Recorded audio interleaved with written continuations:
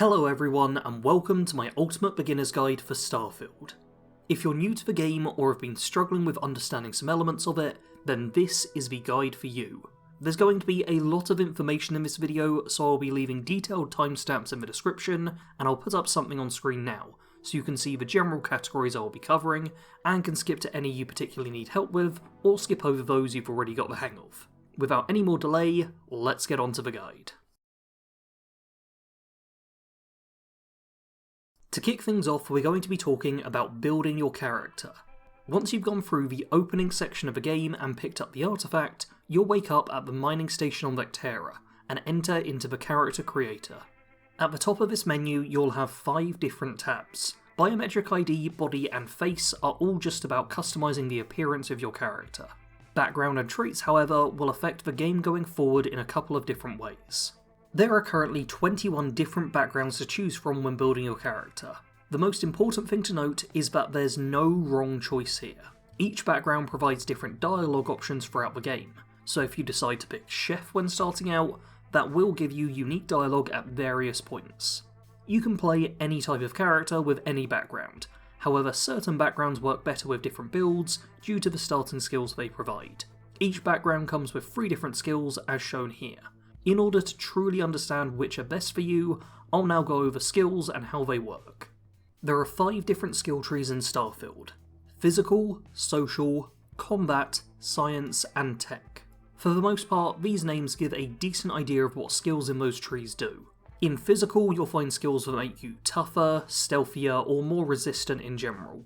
Social is largely related to how you interact with others, but also has ways to make more money and get better items. The combat tree improves the weapons you hold in your hands. It's the simplest, and for that, I love it. Science is all about crafting and exploring. Investing in this tree will let you make your equipment the best it can be, and speed up the time it will take you to explore new planets. Finally, the tech tree is primarily focused around your spaceship, however it does also cover your boost pack and the new hacking minigame. If you want to focus on your ship, this is the tree to invest in. How the skill trees actually work is fairly interesting. In order to gain a new skill, you need to gain enough experience to level up. Experience is rewarded by completing missions, killing enemies, passing speech checks, and much more. When you level up, you will be informed that you now have a skill point available. Go into the menu and enter the skill section to spend this point. You can see that each skill tree is split into 4 distinct rows. The top row are the only skills you will be able to unlock at first. In order to unlock the second row, you first need to spend 4 skill points in that tree. The third row requires an investment of 8 points, and the bottom row requires you to have spent at least 12 points in the tree before any of those skills unlock. Every skill in the game has a total of 4 ranks. The first of these you can simply purchase with a skill point. However, to unlock additional ranks, you must first complete a challenge. Let's use an example to show how that works. If you have 2 skill points to spend and decide you want to invest in the Persuasion skill, well, the first rank you unlock just by clicking on it and spending the point. But before you can invest in the second rank, you first have to complete the challenge shown here. Once you have succeeded in 3 different speech checks, you will then be able to spend another skill point and unlock the second rank. Challenge progress is tracked and will show up on your HUD while playing, helping to give you an idea of how your progress is going. While the skills you pick are largely dependent on your build, there are a few recommended ones I suggest if you're completely new to the game, and one skill which you should be getting every single playthrough. The must-get skill is Boost Pack Training in the tech tree. Without this you can't use the jetpack feature, which most boost packs come with. This is not only incredibly helpful for traversing the environment quicker, but it's also a ton of fun to use. No matter what character you're playing, make sure to get at least 1 rank of this skill. In terms of recommended skills for your first playthrough, there's only really a couple I suggest you go for. Sticking with the tech tree, piloting is very helpful. The first 2 ranks will make your ship more mobile, and the final 2 ranks allow you to pilot any ship you come across. The other skill I'd recommend is ballistics. Ballistic weapons are prevalent throughout the entire game, and never really stop being good. What you want to avoid is melee and unarmed. These are very difficult playstyles to work with, so are best saved for a later playthrough. Let's move on to the final point of consideration when it comes to building your character: traits. These serve as minor modifiers to your character and how they play. Each comes with both a positive and a negative effect. For example, alien DNA makes you a lot tougher, by giving you both more health and oxygen, but it also makes healing items less effective. You can pick between 0 and 4 traits at the start of a game, meaning you don't actually have to pick any if you're worried about them. Much like backgrounds, traits add some extra flavour to your character and slightly change up how they play, but every type of playstyle can still work with any trait. If you do find yourself struggling with building your character and aren't really sure where to go with it all, I do have a playlist of Starfield character builds which will be linked in both the description and the cards section of the video. These should provide you with a good framework for a range of different playstyles. When looking at the star map, things can get a little overwhelming. After all, there's over 100 star systems in the game, most of which contain a large number of planets you can travel to. However, the game does give a little help when it comes to deciding which ones to head to first. When you select a star system, in the top left of the screen, you will get a level and a colour, representing how strong enemies in that region will be. Green systems are between level 1 and 10, blue go from 15 to 20, yellow are 25 to 30, orange 35 to 50, and red 55 to 75. As a general rule, you will ideally want your character to be a similar level to the system that you're heading to. Go somewhere too high a level early on, and you're going to have to face some really difficult fights. Most early quests that you pick up will keep you in either green or blue systems. If you're directed to an area higher than your level, it may be worth leveling up first. A good way to level up comes from surveying the planets in early systems. When you enter a system on the star map, you will see all the various planets present.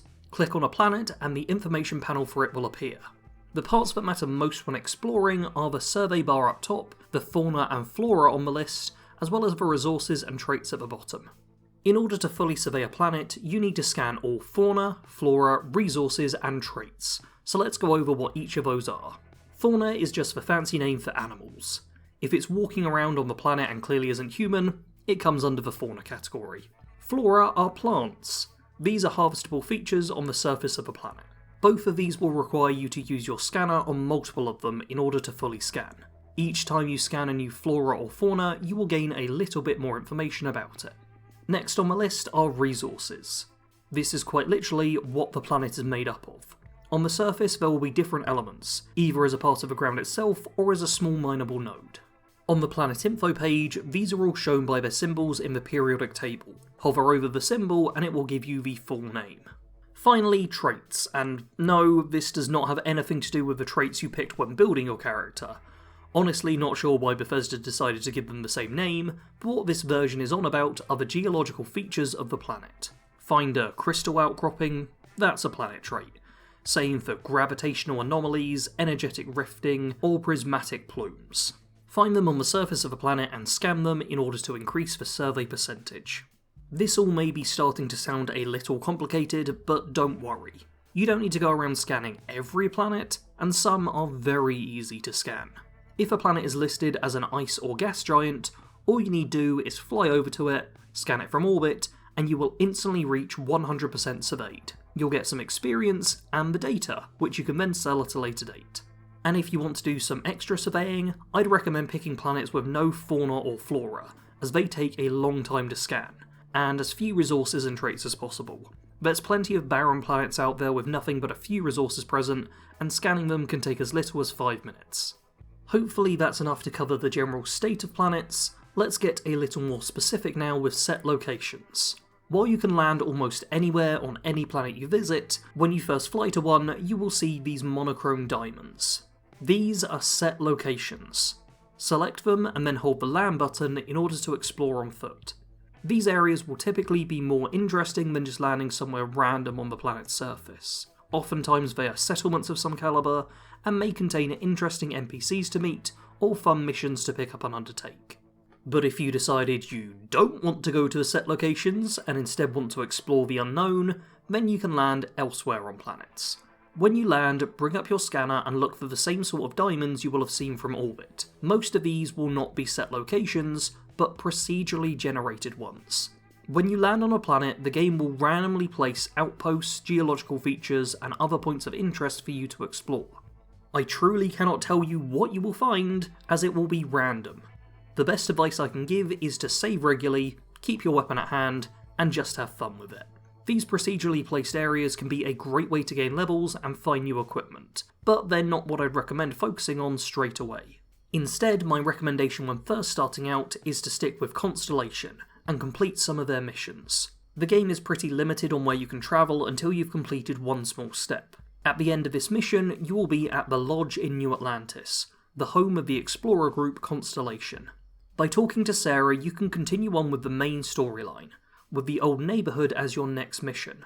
I would highly recommend sticking with these up until all that money can buy. These initial missions will serve as a tutorial of sorts, explaining certain mechanics as they go, and also sending you to a variety of significant locations, such as Aquila City and Neon. They shouldn't prove to be too challenging to complete, and will also let you meet the members of Constellation, several of which can join you on your adventures. If you are finding yourself struggling in a fight though, it might be worth taking a look at what you've got equipped. By going into your menu, you can check your inventory to see the different equipment you have available. Weapons and throwables are what you use to deal damage to enemies, while spacesuits, packs, helmets and apparel will help reduce the damage you take, and can also provide other helpful benefits. One of the first things that you will notice when looking at a piece of equipment is the rarity, so let's go over that first. Weapons, spacesuits, packs and helmets come in 4 different rarities. There's common, which are your basic grey colour coded pieces. These are essentially the base versions of equipment and should give you a good idea of what that piece of weapon or armour is really like. You then have rare, which is denoted by the blue background on the item info panel. These are just the same as common items, except that they have one additional effect which can be seen at the bottom of the info panel. There's too many effects to go over here, but these essentially just make the weapon or armour better in some way. A good effect on the right weapon can make it truly devastating.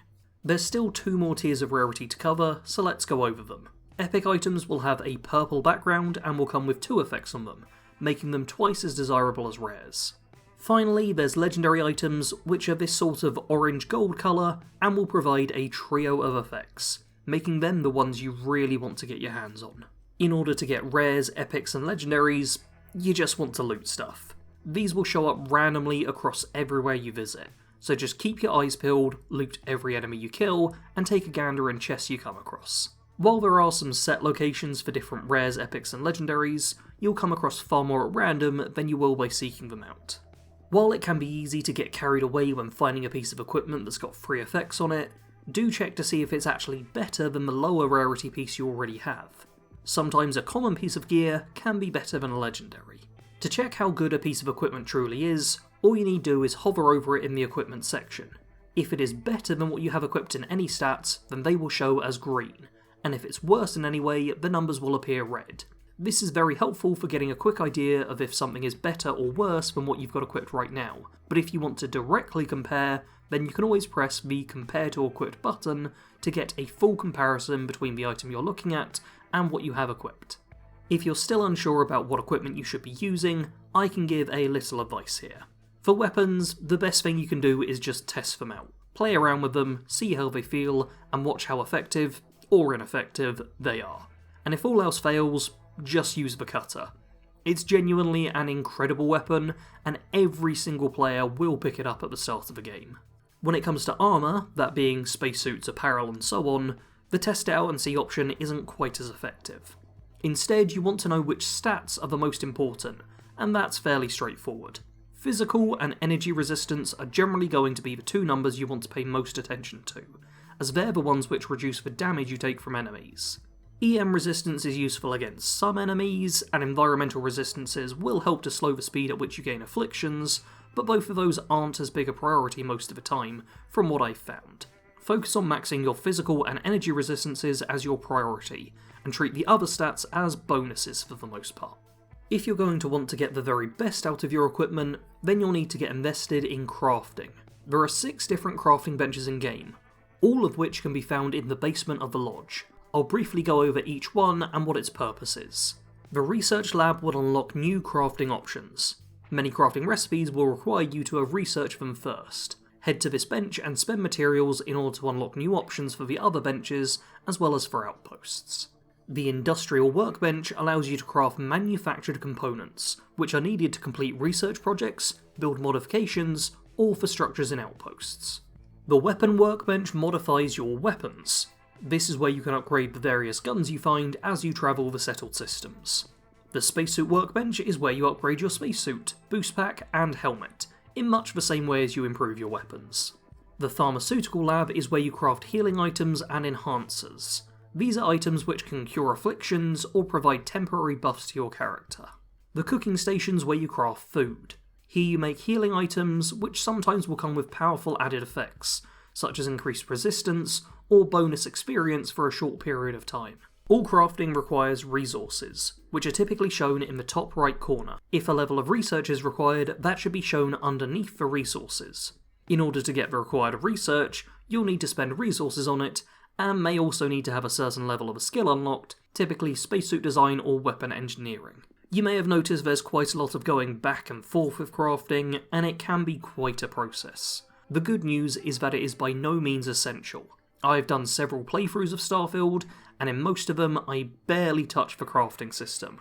While it is good for getting the most out of your equipment, it's not necessary to interact with it in order to beat the game. Something that you will need to interact with is your spaceship. Spaceships are a defining part of Starfield. Ships come in 3 different classes: A, B, and C. At the start of the game, you will only be able to pilot and build Class A ships, but if you invest in the piloting skill, you will also be able to use Class B and C ships, which typically will be much stronger. The game will provide tutorials early on to help you get to grips with the various elements at play, but I wanted to give ships their own dedicated section in this guide so that you can make the most of them. The first thing to go over is ship combat, as it's something you are guaranteed to be dealing with when you play the game. The most important thing to take note of while piloting your ship is power distribution. In the bottom left of the screen is the ship systems readout. By using the D-pad on controller or the arrow keys on PC, you can distribute power to the different systems. The 3 on the left hand side will be your weapons, then on the right hand side you have engines, shield and grav drive. When in a fight, I would always recommend maxing out your shields and taking all power away from your grav drive, unless you're looking to run away from the fight by jumping to a different system. In the bottom right of the screen is your shield and hull health. Your hull will not take damage until your shield is entirely depleted, and your shield will slowly recharge over time. This means that if your shield doesn't empty out in a fight, you won't have anything to worry about. If you do start to take hull damage though, you'll want to use ship parts to start repairing your ship. There will be a prompt that appears on screen telling you what button to press in order to use them, providing that you have some stored away in your cargo hold. If the health bar of your hull is ever fully depleted, then your ship is destroyed, and you die. In order to stop this from happening, you'll need to avoid taking too much damage from other ships, and deal enough damage to destroy them first. Let's start by going over how to destroy enemy ships, as the best defense is a good offense. To attack an enemy ship, target them with the Interact button, and then unleash your weapons on them by pressing the relevant button shown near the top of the HUD. Keep firing until they explode, and once all the enemies are gone, fly to within 500 range and loot whatever they left behind. That's the simple version of things, but if you want to be more effective in a fight, you need to know which weapons to use when. There are 5 different types of weapons you get for your ship: laser, ballistic, particle, missile, and EM. Laser weapons deal extra damage to shields, but less to the hull, making them best used at the start of a fight in order to deplete the enemy's shield. Ballistic weapons are the opposite. They deal less damage against a shielded target, but bonus damage to the hull, making them ideal for destroying a ship with no shield. Particle weapons are the best of both worlds, dealing good damage to both shields and hull. They are less specialised than ballistic or lasers, but can comfortably be used throughout the entire fight, as there's never a time they'll be bad. Missile weapons are in a similar boat, dealing high damage to both shields and hull. Unlike all the other weapons on this list, they first need you to be locked onto your target in order to track them, otherwise they will just fly in a straight line and likely miss the intended target. Finally, there are EM weapons. These deal almost no damage to the hull or shields of a ship. Instead, they are designed to break ship systems. If a system on a ship takes damage, it will become less effective, and eventually be rendered inoperable. EM weapons are the best at doing this, making them ideal if you're looking to board an enemy. In order to board enemy ships, you first need to disable their engines, then get into close range to start the docking procedure.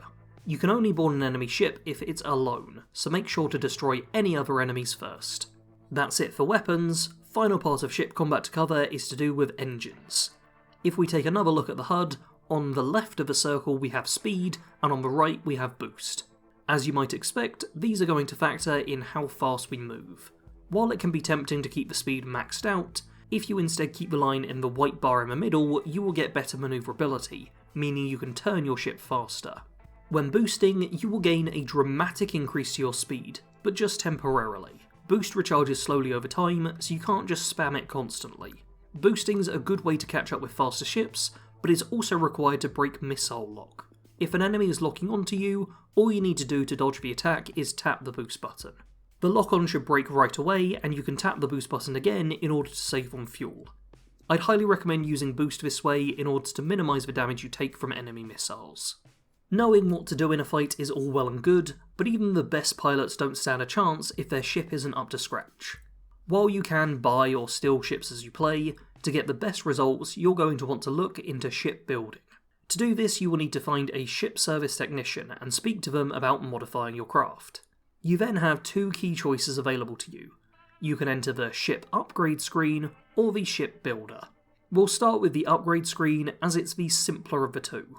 Along the bottom of the screen you will see the different parts of your ship that you can upgrade. You can scroll through and select a currently equipped component such as a weapon, grav drive or shield. The game will then show you what options there are for an improved version of that component. With most parts this will be quite the no-brainer, as you'll just be showed better pieces that you can buy with credits. However, for weapons, do keep in mind what I mentioned earlier with weapon types, and also pay attention to the fire rate. It's all well and good dealing little more damage, but if the fire rate takes a significant hit, then you might lose out in DPS overall. Upgrading your ship like this will keep it looking roughly the same, and allows you to improve things without the risk of majorly screwing anything up. Just select the upgrades, and agree when you exit the screen, and your ship will be in a better state. If you want to go more in depth, then you're going to need to select the ship builder option. The ship builder in this game is absolutely amazing, but it takes a fair bit of practice to get used to. In this mode you can modify your ship to your heart's content, but there are rules. If you end up making modifications to your ship which prevent it from functioning properly, then the flight check tab will tell you what you need to fix. If you need to undo something you just did, then you can hold the option button and then use undo as many times as required. If things have gone disastrously, you can always exit out and choose the cancel modifications option. You don't spend any credits unless you accept the modifications, so feel free to play around with the ship builder in order to get comfortable with it, as first-hand experience will go a long way. In order to give you a hand though, I will go over the different ship modules and what they do.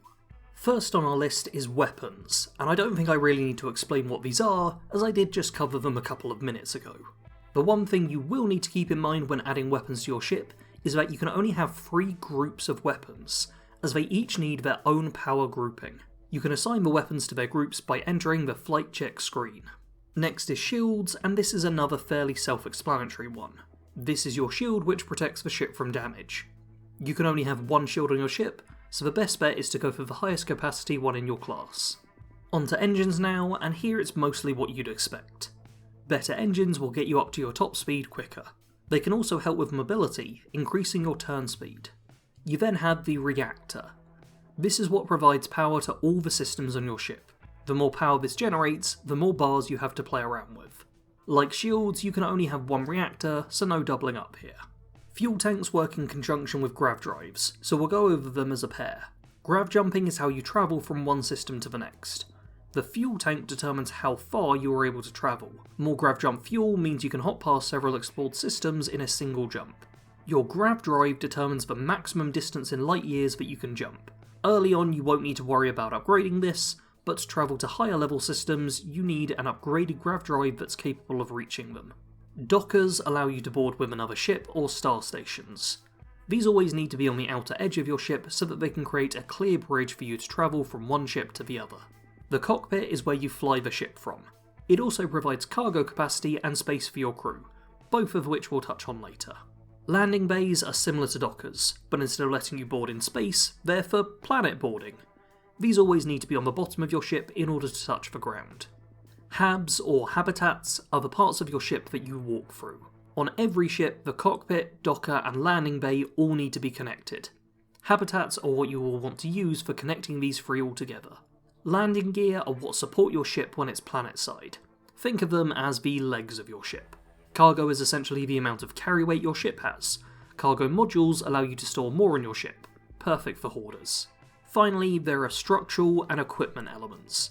These are largely cosmetic components, which allow you to customise how your ship looks. However, some pieces do provide bonuses, and parts such as the weapon mounts and equipment plates can be helpful for piecing everything together. There we have all the different parts of a ship and what they do. Have a play around with a ship builder in game and see what cool spaceships you can build. It's one of the most rewarding parts of a game to get invested in, but don't worry if it takes you a while to get to grips with it. The more time you spend in the builder, the better you will get.